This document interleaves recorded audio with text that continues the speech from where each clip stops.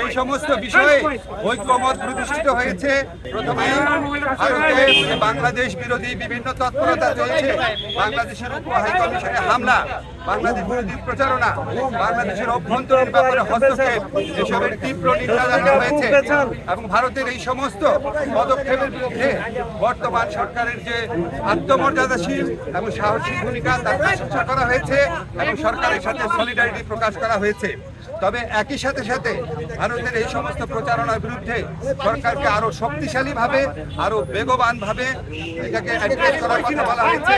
এবং এই জন্য প্রয়োজনীয় যে প্রবাসী যে আমাদের বন্ধুরা রয়েছেন, অন্য রাষ্ট্র রয়েছেন, বন্ধু রাষ্ট্র, তাদের সহযোগিতা, প্রবাসীদের সহযোগিতা, আন্তর্জাতিক সংবাদ সংস্থার যে সাংবাদিকরা রয়েছে তাদেরকে এই দেশে ডেকে নিয়ে আসা, এই ধরনের নানান পরামর্শ দেওয়া হয়েছে। এবং আমাদের কমিউনিকেশন স্কিল এবং ইন্টারন্যাশনাল লিগাল স্কিল বাড়ানোর পরামর্শ দেওয়া হয়েছে। আমাদের একই সাথে সাথে ভারতের সাথে বাংলাদেশের যত চুক্তি হয়েছে গত 15 বছরের ফ্যাসিস্ট শাসন আমলে সেটা প্রকাশ করার দাবি করা হয়েছে। এবং একই সাথে সাথে রামপাল সহ বাংলাদেশের জন্য ক্ষতিকর যে সমস্ত চুক্তি আছে সেগুলি বাতিল করার দাবি করা হয়েছে। বাংলাদেশের প্রতি ভারতের যে অর্থনৈতিক নিপীড়ন, যে সাংস্কৃতিক আধিপত্য প্রতিষ্ঠার চেষ্টা, অভ্যন্তরীণ ব্যাপারে নাক গলানোর চেষ্টা, সেটার নিন্দা জানানো হয়েছে।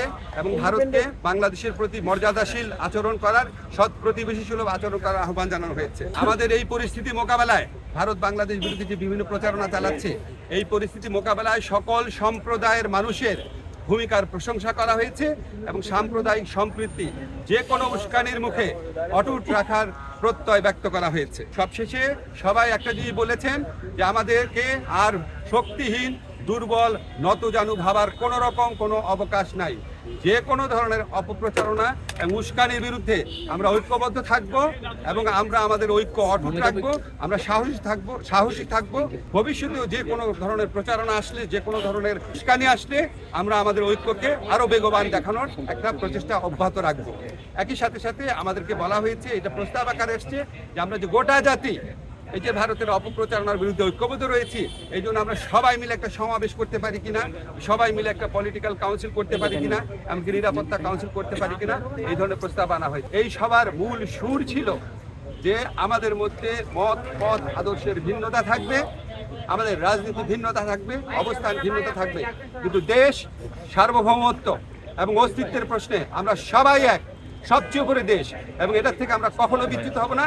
বাংলাদেশকে দুর্বল, শক্তিহীন, নতজানু ভাবার কোনো রকম অবকাশ নাই। এটা এই জাতীয় ঐক্যমতে, এটা একটা জাতীয় সমাবেশের মধ্যে দিয়ে, সকল রাজনৈতিক সমাবেশের মধ্যে দিয়ে এই বার্তা প্রকাশ করতে, এই বার্তা জানিয়ে দিতে বলা হয়েছে।